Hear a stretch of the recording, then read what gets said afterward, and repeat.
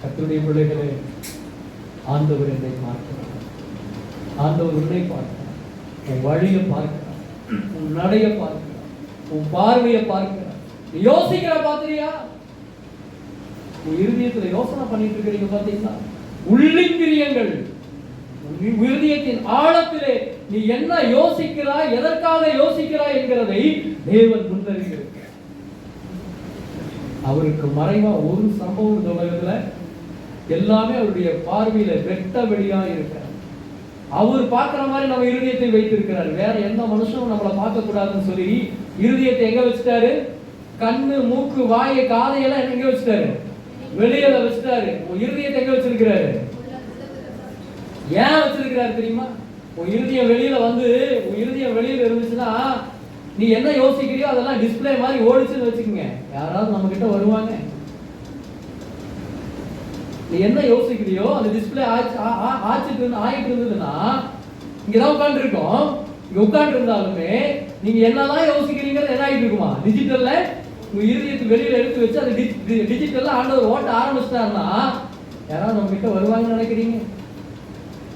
அதனாலதான் உள்ள வச்சுட்டாரு. அவர் மட்டும் பார்க்கறது. அதனாலதான் மனுஷன் முகத்தை பார்க்கிறோம், ஆண்டவரோ இருதயத்தை பார்க்கிறார். எங்க எங்க அதனாலதான் உள்ள வச்சுட்டாரு. அல்லேலூயா. ஆகையால் பிரியமானவர்களே, மனுஷனுடைய வழிகள் கர்த்தரின் கண்களுக்கு முன்னாடி யோசிக்கணும். ஆண்டவரே, வழி நமக்கு முன்பாக உண்மையா இருக்கு. நான் உண்மையா நடக்கிறதுக்கு எனக்கு உதவி செய்யும். உத்தமமா நடக்க. ஒருவேளை நான் நடக்க முடியல ஆண்டவரே, எனக்கு சில நேரங்கள் என்ன செய்ய முடியல, நான் நடக்கணும்னு விரும்புறேன், நான் நடக்க முடியல ஏசப்பா ஆண்டவர்கிட்ட சொல்லுங்க. அவரு நடக்க முடியலன்னு உடனே பிடிச்சி தள்ளிவிட மாட்டாருங்க. கையை பிடிச்சி அழகா நம்ம நடத்துகிற ஆண்டவர். அல்லேலூயா. ஆனா நீங்க சொல்லணும், ஏசப்பா எனக்கு நடக்க முடியல ஏசப்பா, நான் நல்ல பையனா நல்ல பொண்ணா நான் வாழ விரும்புறேன், நான் நல்ல வாழ்க்கை நான் வாழ விரும்புறேன், ஆனா நடக்க முடியல. ஆண்டவர்கிட்ட மட்டும் உங்களுக்கு சொல்லுங்க. ஏசப்பாட்ட சொல்லுங்க, ஏசப்பா நான் நடத்துங்க ஏசப்பா. நீங்க கையை பிடிச்சிக்கீங்க, நான் பிடிச்சா விட்டுருவேன். நீங்க என்னோட கையை நீங்க பிடிச்சிக்கீங்க ஏசப்பா. சொல்லி பாருங்க, அழகா நடத்துவாங்க. நம்ம சமூகத்துல உட்காரணும்னு விரும்புறேன், அதிகமா நான் ஜோமன்னு விரும்புறேன், என்னால முடியல ஏசப்பா. சொல்லி பாருங்க, ஆண்டவர்கள் அழகா செதுக்க வைப்பாங்க. பைபிள் நான் படிக்க விரும்புறேன் ஏசப்பா, ஆனா பைபிளை படிக்க முடியல, எனக்கு உதவி செய்யுங்க ஏசப்பா. சொல்லி பாருங்க, அழகா பைபிள் படிக்க வைப்பாங்க. நான் அந்த காலையில 5 மணி பிரேயர் கண்டக்ட் பண்ணும்போது இது சாத்தியமாகுமா அப்படின்னு முதல்ல யோசனை பண்ணேன். ஏன் அப்படின்னா தினமும் எத்தனை மணிக்கு எந்திரிக்க வேண்டியதா இருக்கும்? 5 மணிக்கு எந்திரிக்க வேண்டியதா இருக்கும். நான் பயத்தோட ஏசப்பாட ஒரு காரியம் சொன்னேன். ஏன்னா ஊழியக்காரங்க, மற்றதுனா வேற, ஊழியக்காரங்க ஏசப்பா 5 மணிக்கு இந்த பிரேயர் நடத்தணும், அப்போ என்னை சீக்கிரமா எழுப்பி விடுங்க ஆண்டவரே. 4 மணிக்கெல்லாம் எழுப்பி விட்டுருவேன். அல்லேலூயா. 5 மணிக்கு எத்தனை மணிக்கு எழுப்பி விடுறாரு? 4 மணிக்கு நம்மளை எடுத்து ஆயத்தப்படுத்துறாரு. நம்ம அதுக்குள்ள நம்மளுடைய உடல் சோர்வுகள் எல்லாம் மாறி நம்மளை ரெஃபரன்ஸ் பண்றாரு. அல்லேலூயா. அவ்வளவு நல்ல தெய்வம். நடக்க முடியல ஏசப்பான்னு நம்ம சொல்லிட்டா நம்மளை கையை பிடிச்சு நடத்துகிற ஆண்டவர், நம்முடைய ஆண்டவர். கையை தட்டி ஆண்டவருக்கு அப்படினால் பிள்ளைகளே, உங்கள் பெற்றோருக்கு கர்த்தருக்குள்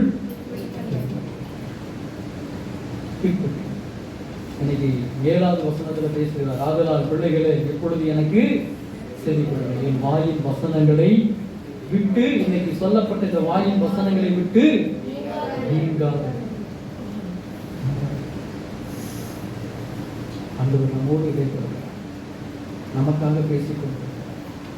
நான் இவரையெல்லாம் உயரமா வச்சு நான் அழகு பார்க்க விரும்புகிறேன்னு ஆண்டவர் சொல்லுகிறார். கையை பற்றி ஆண்டவருக்கு நன்றி சொல்லுங்க பார்க்கலாம்.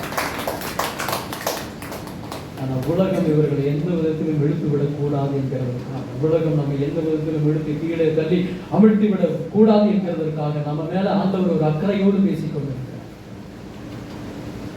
உயரமா நேற்று நாங்கள் ஒரு வீட்டுக்கு போயிருக்கோம். அந்த தம்பி கிட்ட கேட்கிறேன், தம்பி என்ன +2 முடிச்சுட்டாங்க, என்னப்பா அடுத்ததுனுடைய ஃபியூச்சர் என்ன அப்படின்னு, காலேஜில் சேர போறியா அப்படின்னா அவனை சொல்கிறான், நான் பைலட் ஆக விரும்புகிறேன். அப்போ நான் அவளுக்கு ரொம்ப என்கரேஜ் பண்ணேன். தம்பி, யாரும் யோசிக்காத, அதாவது நம்ம பகுதியில் யாருமே இந்த டைம்ல யோசிக்காத ஒரு காரியத்தை யோசித்து இருக்கிற அப்படின்னா அவங்க பெற்றோர் சொல்றாங்க, எல்லாமே செல்வம் தாங்க, தேவனுடைய கிருபை தாங்க. இந்த அறிவு எங்களுக்கெல்லாம் இல்லை, பெற்றோருக்கு அந்த அறிவு கிடையாது, அவ்வளவு நாலேஜ் கிடையாது. எனக்கு இருக்கிற நாலேஜ் கூட அந்த அவங்களோட எல்லாம் என்னோட செட்டு தான். ஆனா அந்த பெற்றோருக்கு என்ன இல்லை, அந்த நாலேஜ் அவங்களுக்கு இல்லை. எங்களுக்கெல்லாம் இந்த அறிவு கிடையாது. ஆனா ஆண்டவரே அவங்களுக்குள்ள அந்த அறிவை கொடுத்திருக்கிறான். சைலண்ட் ஆக விரும்புகிறான். பிரியமானவர்களே, ஏன்னா அப்ப பாருங்க, பூமியின் உயர்ந்த ஸ்தானங்களிலே. அப்ப நான் சொன்னேன், ஆமாப்பா நாங்கெல்லாம் நீ ஃபாரின் வரும்போது